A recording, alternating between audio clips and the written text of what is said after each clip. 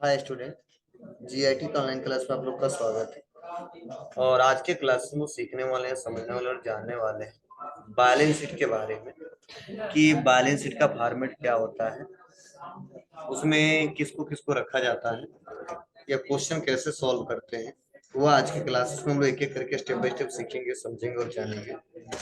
तो चलिए हम लोग स्टेप बाय स्टेप सीखते हैं, समझते हैं और जानते हैं। तो देखिए, ए ध्यान दो, कल हमने आपको बताया था गुडविल क्या होता है, बस यहीं तक हमने डिस्कस किया था। आते हैं आज हम समझते हैं पहले पेटेंट्स, दूसरा कॉपीराइट, उसके बाद मैक्सिमम वर्ड आप लोग जानते हो, वो हम लोग डिस्कस नहीं करेंगे, नहीं समझेंगे। तो चलिए ध्यान दीजिएगा, पेटेंट्स और कॉपीराइट, ठीक है, दोनों लगभग एक जैसा ही है, बस थोड़ा सा अंतर है। क्या है? बस थोड़ा सा अंतर। अंतर क्या है, ध्यान दीजिएगा। सपोज मान लीजिए हमने क्या किया है, यह जो रिमोट है, क्या है, यह रिमोट है। यह रिमोट अभी तक इस पूरे मार्केट में, इस पूरे मार्केट में, ठीक है, किसी ने लॉन्च नहीं किया था, ऐसा रिमोट किसी ने बनाया नहीं, ठीक है। और मैंने क्या किया, उसको बना दिया। क्या कर दिया? बना दिया, इन्वेंट कर दिया, ठीक है। तो ध्यान देना, जो बनाता है गवर्नमेंट उसके नाम से पेटेंट कर दे, उसको अधिकार दे दिया कि बाबू बिना आपके परमिशन का यह दूसरा को इस्तेमाल नहीं कर सकता। और इसीलिए व्यापार के लिए वो क्या माना जाता है, एसेट माना जाता है। जैसे आप लोग सुने होंगे, बल्ब किसने बनाया था? थॉमस एल्वा एडिसन, ठीक है। तो ध्यान देना, बल्ब इस समय क्या बल्ब नहीं है, बहुत सारे बल्ब है, में आज भी किसका नाम आता है? मतलब उनके नाम से क्या कर दिया गया, पेटेंट कर दिया, और है नहीं वो, ठीक है। फिर भी कभी भी नाम आता है तो उनका ही नाम आता है। मतलब इतना समझो, वह इन्वेंशन जो दुनिया में नहीं था और हमने ला दिया, ठीक है। तो समझ जाइए, उसके नाम से या उस कंपनी के नाम से, जिस कंपनी में काम कर रहे हैं, ठीक है, तो कानूनी तौर पर उस कंपनी के नाम से पेटेंट कर दिया जाता है। या हम खुद अकेले रिसर्च कर रहे थे तो मेरे नाम से कर दिया जाता है। उसके लिए वकील को पकड़ना पड़ता है, उसके लिए कुछ रूल प्रोसीजर होते हैं, ठीक है, वो फॉलो कराते हैं लोग, ठीक है। उसके बाद से एक लीगली आपको डॉक्यूमेंट मिल जाता है, जो कहीं भी आप क्लेम कर सकते हैं अगर आपका डॉक्यूमेंट को चुरा लेता है, इस्तेमाल कर लेता है। सिंपल, इसीलिए उसको एसेट माना जाता है। जैसे मान लो विंडो है, ये माइक्रोसॉफ्ट कंपनी का पेटेंट है। एंड्रॉइड है, ये गूगल कंपनी का पेटेंट है, ठीक है। अभी एंड्रॉइड अपना सर्विस, गूगल अपना सर्विस बंद कर दे तो कोई नॉर्मल फोन चलेगा नहीं, मतलब एंड्रॉइड जितने लोग चलाते हैं, ठीक है, स्मार्टफोन, ठीक है। और जितने लोग आईफोन चलाते हैं, एप्पल अपना सर्विस बंद कर दे तो आईफोन भी नहीं चला पाए, ठीक है। अलग अलग, लेकिन ध्यान देना इसमें अलग है, क्योंकि आईफोन क्या करता है, अपने कंपनी, ठीक है, अपने कंपनी का फोन बनाता भी है और प्लस अपना ही ऑपरेटिंग सिस्टम देता है, ठीक है। लेकिन जो गूगल क्या करता है, किसी भी कंपनी का हो, चाहे वीवो हो, चाहे रेडमी हो, ठीक है, चाहे अदर किसी कंपनी का हो, ठीक है, वह अपना ऑपरेटिंग सिस्टम देता है। उस ऑपरेटिंग सिस्टम के बिना कोई कोई किसी भी कंपनी का मोबाइल नहीं चलेगा, ठीक है। और जो एप्पल वाला है, खुद अपना मोबाइल भी डिजाइन करता है, खुद का ऑपरेटिंग सिस्टम भी देता है, ठीक है। तो दूसरा कोई उस पे एक्सेप्ट नहीं करेगा और कभी रोकेगा भी नहीं, क्योंकि उसका फोन नहीं चलेगा, मार्केट में नहीं करेगा। लेकिन गूगल एंड्रॉइड बंद कर दे अपना सर्विस तो कोई फोन नहीं चलेगा, ठीक है। तो ध्यान दीजिएगा, इसीलिए छाया हुआ दो ही सॉफ्टवेयर, दो तीन कंपनियां, जैसे सॉफ्टवेयर के मामले में माइक्रोसॉफ्ट कंपनी, देखिए, सर्च इंजन एंड्रॉइड के मामले में गूगल, ठीक है। और ब्रांडेड फोन के बारे में एप्पल, देखिए डिमांड है उसका, ठीक है। तो ध्यान दीजिएगा, इसको हम समझते हैं। तो यह है पेटेंट्स। कॉपीराइट, कॉपीराइट का सिंपल सा मतलब है, मतलब पहले से वह है, पहले से वह है, मतलब ये कंटेंट्स पहले से है, ठीक है ना, ये कंटेंट्स पहले से ही है और मैं इसको पढ़ा रहा हूं अपने भाषा में, और यही वीडियो हमारा रिकॉर्ड तुम कर लिए और सपोज अपने यहाँ पढ़ा रहे हो उसी वीडियो से, या उसी वीडियो का आप अपने YouTube चैनल पे डाल दिए, ठीक है, तो मैं कॉपीराइट क्लेम कर सकता हूँ, ठीक है, कि मेरा डाटा सेम, मेरा वीडियो सेम इन्होंने चुराया है, वो हम क्लेम कर सकते हैं, कानूनी तौर पे कार्रवाई की जाएगी। उसे बोलते हैं कॉपीराइट। तो कॉपीराइट का मतलब होता है अधिकार, खुद का अधिकार है उस पे। अगर दूसरा कोई उसको लेता है तो कॉपीराइट क्लेम कर सकते हैं कि देखो मेरा यह क्या किया, डाटा चुराया। ठीक है, मतलब ऐसा भी मत समझना, मान लो इस टॉपिक को हम पढ़ा रहे हैं, हम अपने भाषा में समझा रहे हैं, और वह फिर से वही टॉपिक लेकर थोड़ा इधर उधर कर दिया, वो अपने भाषा में समझा रहा है, तो मेरा ही कंटेंट से थोड़ा इधर उधर करके एडिटिंग उडिटिंग करके और प्लस अपने भाषा में समझा रहा है, तो उसे कॉपीराइट क्लेम नहीं कर सकते, क्योंकि हमने कहीं ना कहीं से बनाया होगा। ठीक है, हमने उसको लाया नहीं था, पहले से किसी बुक से पढ़ा था, किसी सर से पढ़ा था, हम अपने हिसाब से नोट बना दिए, उसी को हम पढ़ा रहे हैं। सेम वही अगर कॉपी किया जाता है तो उसे कॉपीराइट क्लेम कर सकता है दूसरा कोई, लेकिन कंटेंट हमारे, हमने भी कहीं से सर्च किया है, लेकिन मेरा वॉइस है, ठीक है, मेरा इमेज है, ठीक है, मैंने अपने हिसाब से बनाया है, तरीका समझाने का अलग है, उसे कॉपीराइट क्लेम नहीं किया। ठीक है, देखते हो एक ही वीडियो को 10 लोग बनाते हैं, 100 लोग बनाते हैं, लेकिन वहां पर्सन अलग होता है, वहां थोड़ा एक्टिंग अलग होता है, डायलॉग वही रहते हैं, फिर भी चलता है, वो वीडियो नहीं बंद होता है, चलता भी है, सबका चलता है। लेकिन सेम उसी का वीडियो डाउनलोड करके अपन डाल दे तो तुरंत क्लेम कर देगा, एक बार नोटिस देगा, 2 बार देगा, 3 बार देगा, चौथे बार यूट्यूब के चैनल डिलीट कर देगा तुम्हारा, कोई करे या ना करे, यूट्यूब वाला चला के। ठीक है, से मेरा कंटेंट अगर डाल देते हो जाके डाउनलोड करके, एक बार नोटिफिकेशन देगा, 2 बार देगा, 3 बार देगा, समझ जाएगा नहीं नकलची है, तो चैनल को डिलीट कर देते हैं, कंप्लेन करते रहो। ठीक है, गूगल टीम से बात करते रहो। ठीक है, अगर थोड़ा बहुत अंतर अंतर करके डाला, ऐसे लोग करते हैं, वैसा कोई दिक्कत नहीं होती, चलता रहता है।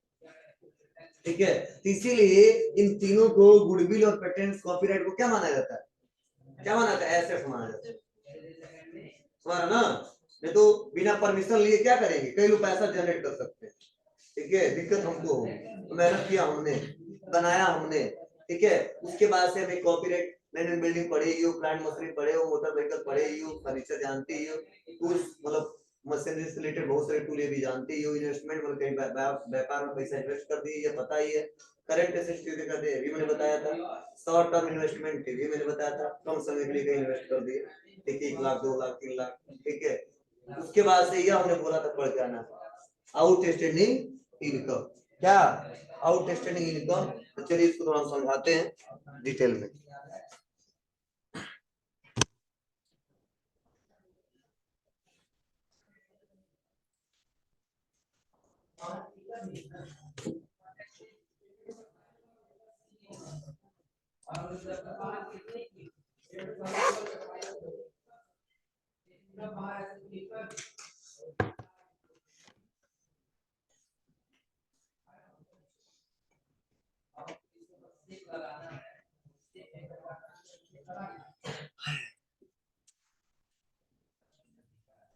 ध्यान दीजिएगा, जैसे हमारा बिजनेस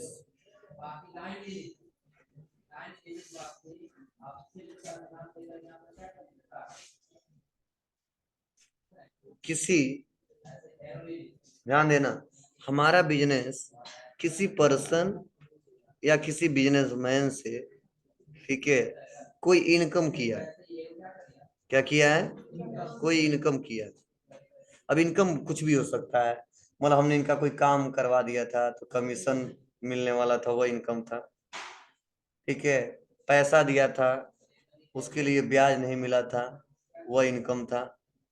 ठीक है, मतलब इनकम कई सारे तरीके से हो सकते हैं। ठीक है, मतलब किसी भी कारणवश अगर वो हम पैसा इनसे इनकम कर रहे हैं, जनरेट कर रहे हैं, अर्न कर रहे हैं, और वह पैसा हमको उस साल नहीं मिल रहा, क्या वह पैसा उस साल हमको नहीं मिल पा रहा है, मतलब 31 मार्च तक नहीं मिल पा रहा है। ठीक है, तो उस पैसे को हम लोग क्या करते हैं, अगले साल, ठीक है, आउट स्टैंडिंग में डाल देते हैं। क्या करते हैं जी, मतलब आउट स्टैंडिंग मतलब होता है बकाया राशि। क्या होता है, बकाया राशि। और इनकम मतलब वो आए जो हमने जनरेट किया था लेकिन पैसा मिला नहीं था, उसीलिए बोलते हैं आउट स्टैंडिंग इनकम।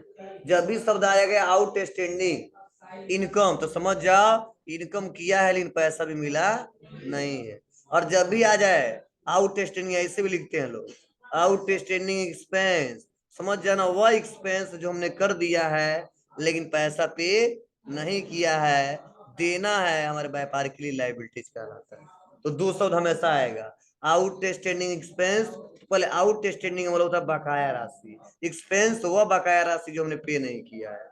आउटस्टैंडिंग मतलब होता है बकाया राशि, इनकम वह इनकम जो पैसा हमने अभी रिसीव नहीं किया है। बस इसका मतलब ये, वो साफ सब लिख के आएगा बैलेंस शीट में, नाम नहीं लिखेगा, बस एक ही बार लिख देगा आउटस्टैंडिंग इनकम, तो समझ जाएंगे हमारा एसेट्स है। और लिख के आ जाएगा आउटस्टैंडिंग एक्सपेंस, समझ जाएंगे हमारा लायबिलिटीज है। बस ये समझना, खर्चा नहीं लायबिलिटीज है। सीधा सा पूछेंगे सब एक बार, आउटस्टैंडिंग सैलरी, कहेगा आउटस्टैंडिंग सैलरी हमारे व्यापार के लिए क्या है, तुरंत बताना सर लायबिलिटीज है।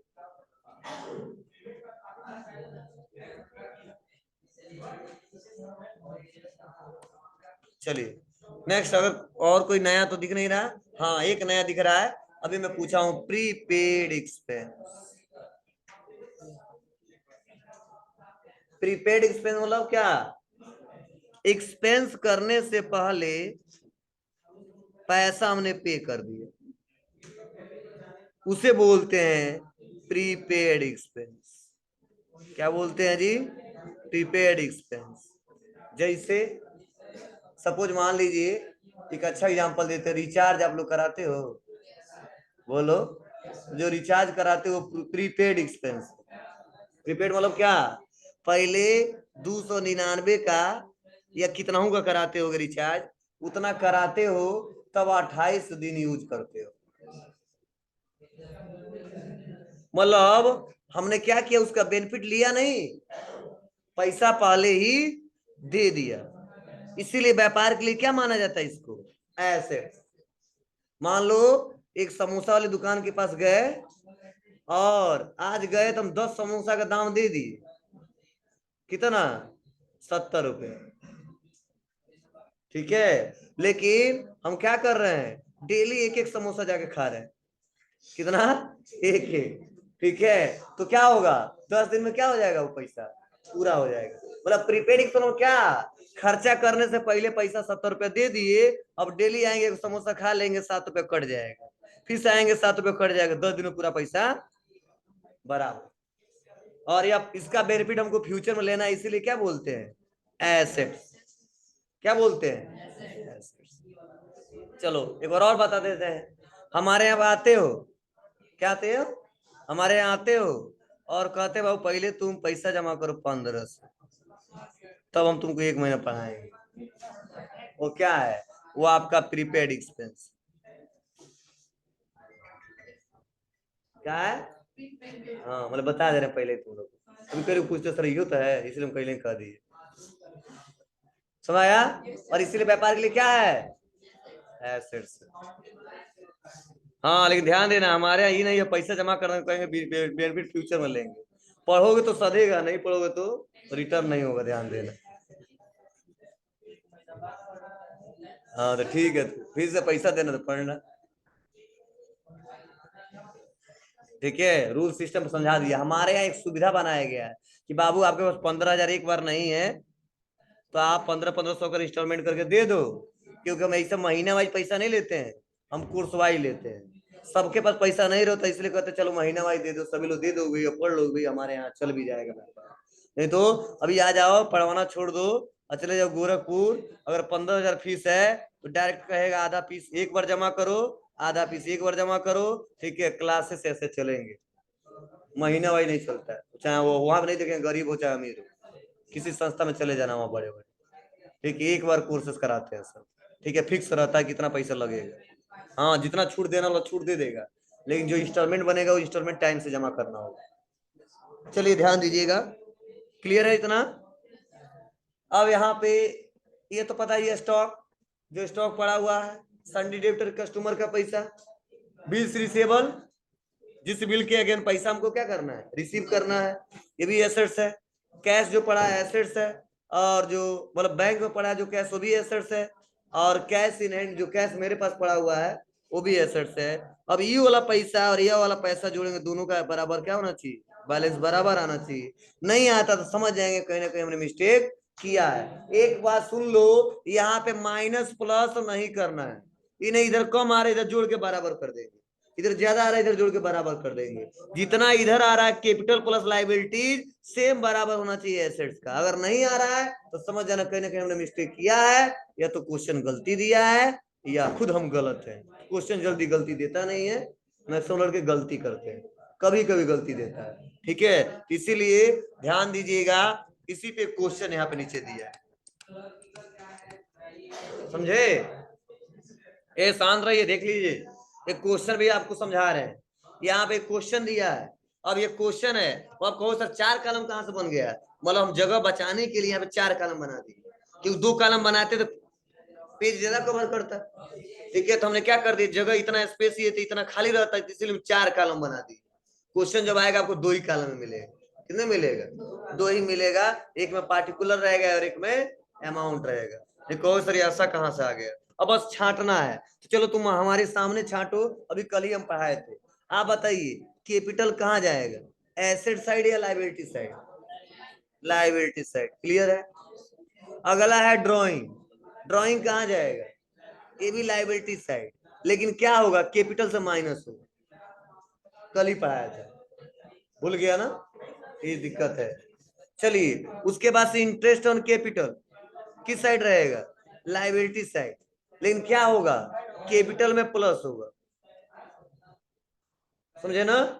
चलिए नेट लॉस, ये भी लाइबिलिटी साइड ही रहेगा, लेकिन ये माइनस होगा किससे, कैपिटल से। यही जोड़ना घटाना था। अब छांटते रहो, बिल्डिंग कहाँ जाएगा, asset side. Plant and machinery, assets. Patents, assets. Goodwill, assets. Sundry creditor, liability. Sundry debtor, assets. Bills receivable, assets. Cash in hand, assets. Bank में पैसा पड़ा हुआ, लोन लिया है, लायबिलिटीज। डिपॉजिट किया क्रेडिट में, लायबिलिटीज है। बैंक ओडी, लायबिलिटीज है। क्लोजिंग स्टॉक, एसेट्स है। Outstanding salary, liabilities. भाई बोला हूं आउटस्टैंडिंग सैलरी, इनकम नहीं है। आउटस्टैंडिंग सैलरी मतलब बकाया राशि जो हमने दिया नहीं है, अभी हाल ही में पढ़ाया हूं, भूल गया। चलिए long term investment, assets. Prepaid insurance, अभी बताया प्रीपेड इंश्योरेंस एक्सपेंस और प्रीपेड इंश्योरेंस, मतलब इंश्योरेंस का पैसा पहले हम पे कर दिए। ठीक है, तो इसीलिए क्या होगा, एसेट्स। कमीशन एकॉर्ड कर रहे हैं, ठीक है ना, ये भी हमारे व्यापार के लिए क्या है, एसेट्स। ठीक है, और डिपॉजिट हमने पैसा कहीं किया है, वो भी हमारे व्यापार के लिए क्या है, एसेट्स। बस इसी को बस क्या करना है, रूल में सेट कर देना है। चलो हम एक बना के दिखा देते हैं। ठीक है, दिया तो है इसका आंसर नीचे, लेकिन वैसे समझाएंगे तो ना समझ में नहीं आएगा, इसीलिए हम डायरेक्टली हम आपको बताते हैं एक्सेल, जिससे आपको अच्छे से क्लियर हो सके और तुम भी माइनस प्लस करना सीख जाओ।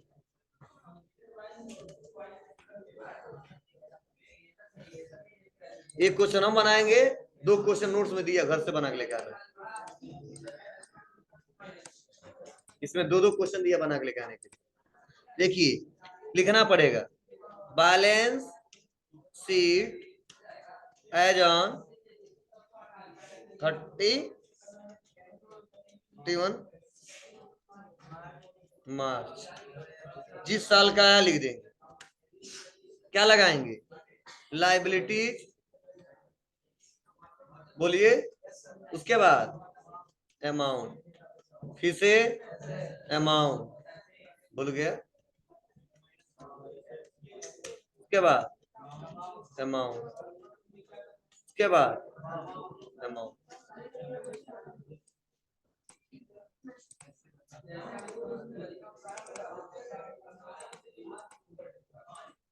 चलिए इसको बड़ा करते हैं। अब बस यहाँ पे आ जाते हैं, पहला क्वेश्चन क्या दिया है इसमें, कैपिटल दिया है, तो लिखेंगे कैपिटल। क्या लिखेंगे, कैपिटल। कितना रुपया कैपिटल का है जी, 1,20,000 लिख देंगे, 1,20,000, 1 2 3 4। उसके बाद से क्या दिया है, ड्राइंग, तो क्या होगा, लेस क्या करेंगे? ड्राइंग। तभी समझ में आएगा ना क्या करना है। क्या करेंगे आप? कितना रुपया? 6,000 लिख देंगे, 6,000। उसके बाद से क्या दिया है? Interest on capital. क्या करेंगे? ऐड करेंगे।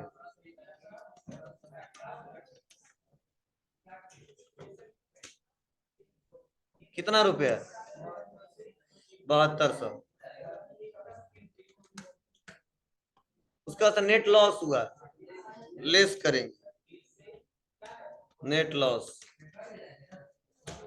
कितना? 14,200। अब आते हैं, अभी जोड़ना जोड़ना घटाना आगे की बात है। अगला है बिल्डिंग, एसेट्स जाएगा। हाँ यहाँ पे कितना है?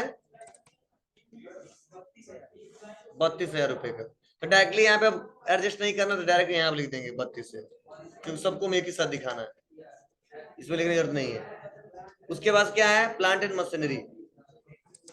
ठीक है।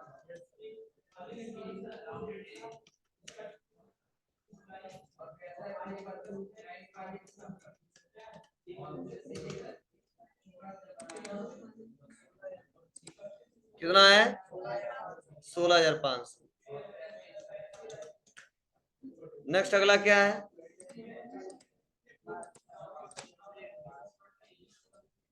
Patterns and trend work. कितने का है? 6,500। गुडविल कितने का है? 7,000।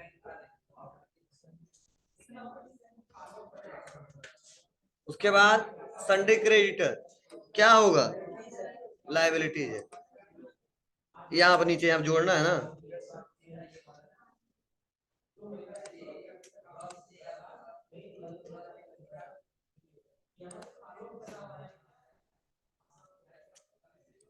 कितना पैसा?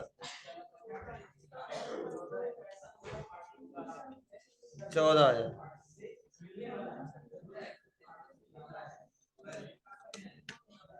उसके बाद संडे डेबिटर कितना है? 24,000। Bills receivable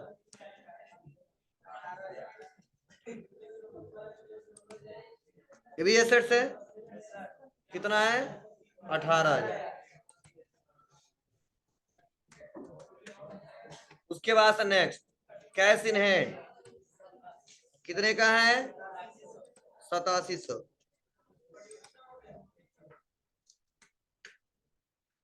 cash at bank क्या है? एसेट्स है।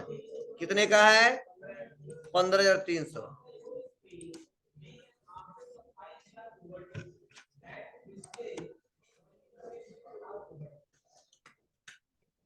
नेक्स्ट अगला क्या है? लॉन्ग टर्म लोन कितना है? लाइबिलिटीज है 20,000।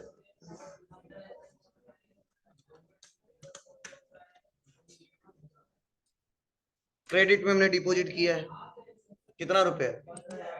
लाइबिलिटीज होगा।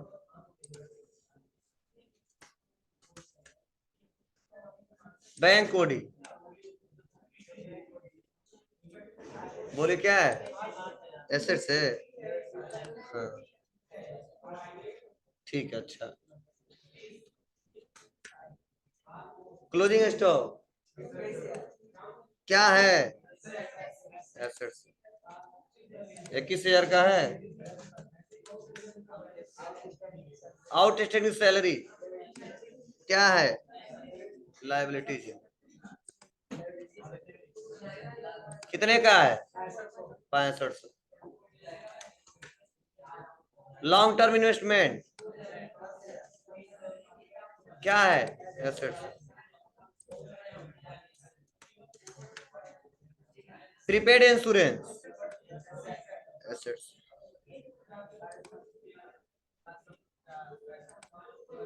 750। कमीशन कट किया है क्या है, ये भी एसेट्स है।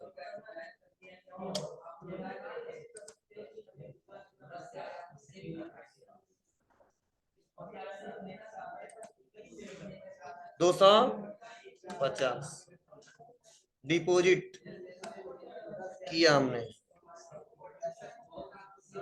एसेट्स, कितने का, 10,500। चलो सेलेक्ट करते हैं।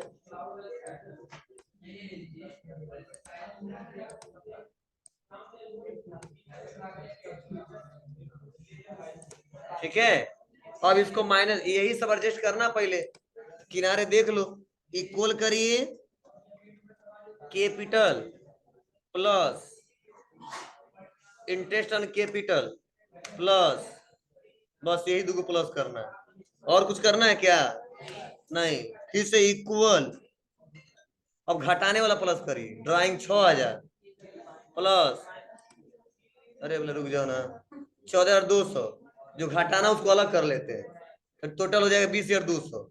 बोलो, तो 1,27,200 आ रहा है, और उसमें से घटाना कितना है, 20,200, 1,07,000 आ जाएगा ना, इक्वल 1,27 माइनस 20,200 आ गया 1,07,000।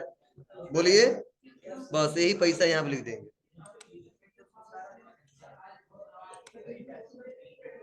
कुछ नहीं है, कॉपी पेस्ट काम नहीं कर रहे हैं यहाँ पे, अगर आप फार्मूला लगाए हो, बस हो गया। मतलब ये कैपिटल का फाइनल वैल्यू आ गया, और ये सब लाइबिलिटीज है। ठीक है, अब बस क्या करेंगे, यहाँ पे टोटल जोड़ेंगे, टोटल टोटल, अब आ जाएंगे यहाँ पे अल्ट के साथ इक्वल, इंटर 1,70,500 आया, इधर भी आते हैं, अल्ट के साथ इक्वल 1,70,500। अगर छांटे होगे सही तो आंसर सही आ जाएगा, उसमें से एक भी मिस्टेक हो गया होता तो बताओ सही आता, नहीं आता। अगर यह वाला इधर आ गया होता या यह वाला इधर आ गया तो नहीं सही होता, जोड़ने घटाने में गलती कर दी तो भी सही नहीं होता। ठीक है, अगर गलती से आपने बैंक ओडी को इधर रख दिया होता है और बैंक वाले को इधर रख दिया तो भी गलती हो गया होता। ठीक है, मतलब अगर आप लोग लाइबिलिटी और एसेट्स नहीं छांट पाओगे तो आप इस क्वेश्चन को सॉल्व भी नहीं कर पाओगे। इसीलिए एक हमने आपको खुद करके दिखाया है